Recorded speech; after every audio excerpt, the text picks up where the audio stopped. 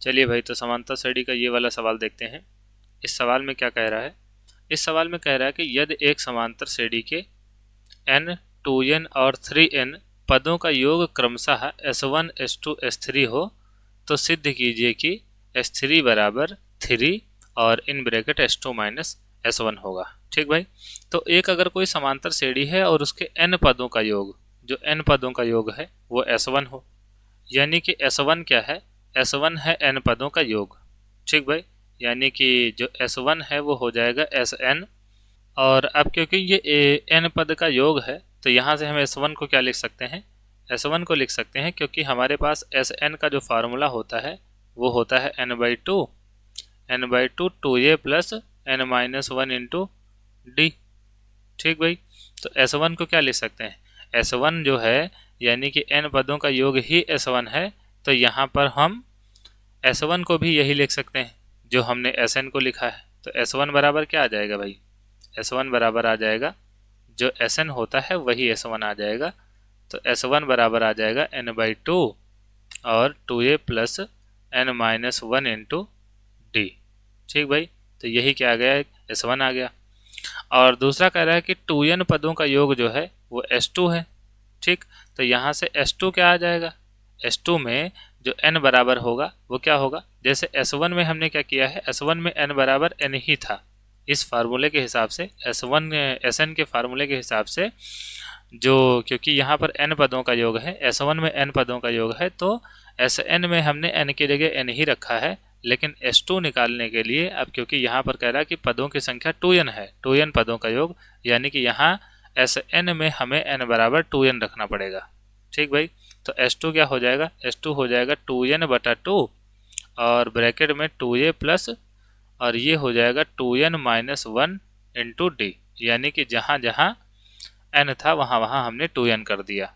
ठीक भाई, तो ये 2 से 2 कट जाएगा और ये क्या बचेगा? ये बचेगा n और ब्रैकेट के अंदर 2a प्लस और 2n-1 इंटू डी हो जाएगा। ठीक भाई, तो ये हो गया S2। और अगर हम S3 की बात करें तो हम क्या करेंगे भाई?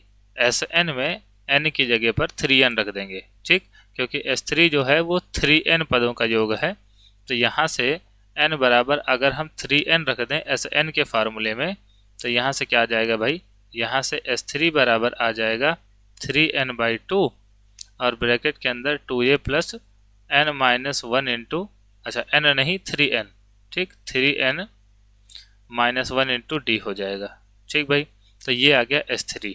ठीक, अब देखिए हमें सिद्ध क्या करना है? हमें सिद्ध करना है भाई कि S3 बराबर 3 S2 माइनस S1 होगा। ठीक, तो यहाँ पर क्या करते हैं भाई? S1 S2 S3 तीनों को मान रख देते हैं।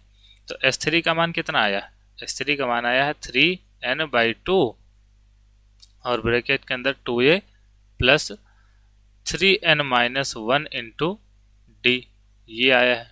ठीक भाई, और हमें इसको सिद्ध करना है 3 S2 माइनस S1। अब S2 का मान कितना आया है? S2 का मान आया है, S2 का मान आया है भाई n और ब्रैकेट के अंदर 2a plus 2n-1 into D, ये मान आया है इसका, है ना। इसको बड़ा वाला ब्रैकेट बना लेते हैं और फिर लगा है माइनस, और माइनस के बाद S1 लिखा है। S1 का मान कितना आया है? S1 का मान आया है n/2 और 2a plus n-1 into D, ये आया है मान। ठीक भाई, अब ये जो इधर वाला पद लिखा है इसको ऐसे लिखा रहने देते हैं और यहाँ पर n/2 का गुणा करवाते हैं अंदर और यहाँ पर n का गुणा अंदर करवाते हैं। ठीक, और ये बाहर 3 लिखा है, इसको लिखा रहने देते हैं। तो n का गुणा अंदर करवाएंगे तो ये हो जाएगा 2an, और यहाँ पर भाई, और यहाँ पर ये n जाके 2n से गुणा करेगा और इधर से d भी गुणा करेगा, तो ये कितना हो जाएगा भाई? ये हो जाएगा 2n² ये हो जाएगा भाई, है ना, 2n² हो जाएगा। और जब n का गुणा होगा, तो ये कितना हो जाएगा? ये माइनस का nd हो जाएगा। ठीक भाई, और ये माइनस का n/2 जब यहाँ अंदर गुणा करेगा तो ये हो जाएगा माइनस का 2an/2 और फिर जब इससे गुणा करेगा तो ये हो जाएगा माइनस का n² एन स्क्वायर डी बता 2, और ये हो जाएगा माइनस का भाई, माइनस माइनस प्लस हो जाएगा, तो ये हो जाएगा एन डी बटा 2 हो जाएगा। ठीक भाई। तो अब देखो भाई, यहाँ से ये बचेगा 2an, और यहाँ पर देखो भाई एन स्क्वायर डी यहाँ पर भी है, एन स्क्वायर डी यहाँ पर भी है, तो यहाँ पर 2n स्क्वायर डी है और यहाँ पर माइनस का एन स्क्वायर डी है। तो यहाँ पर देखो ये 2n स्क्वायर डी है और ये आधा N square D by D है। तो यहाँ से कितना बचेगा भाई, 2 में से अगर हम आधा निकाल देंगे तो ये बचेगा 3/2 एन स्क्वायर डी बचेगा। ठीक भाई।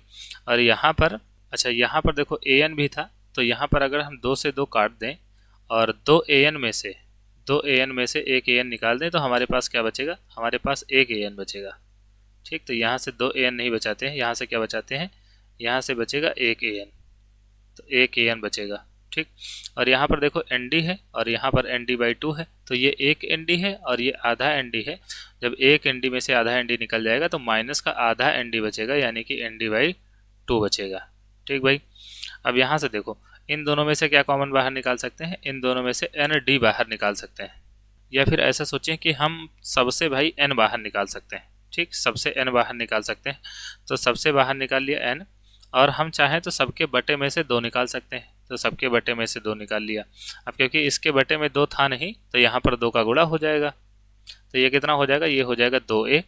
और यहाँ से अब इन दोनों में से हम d कॉमन ले लेते हैं। ठीक, हमने सबसे बाहर निकाल लिया n, तो सबसे n चला गया बाहर, और इन दोनों में से केवल हम d निकालते हैं।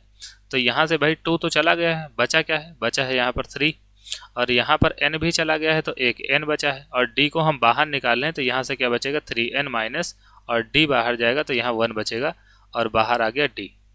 ठीक भाई, तो ये आ गया, ये आ गया।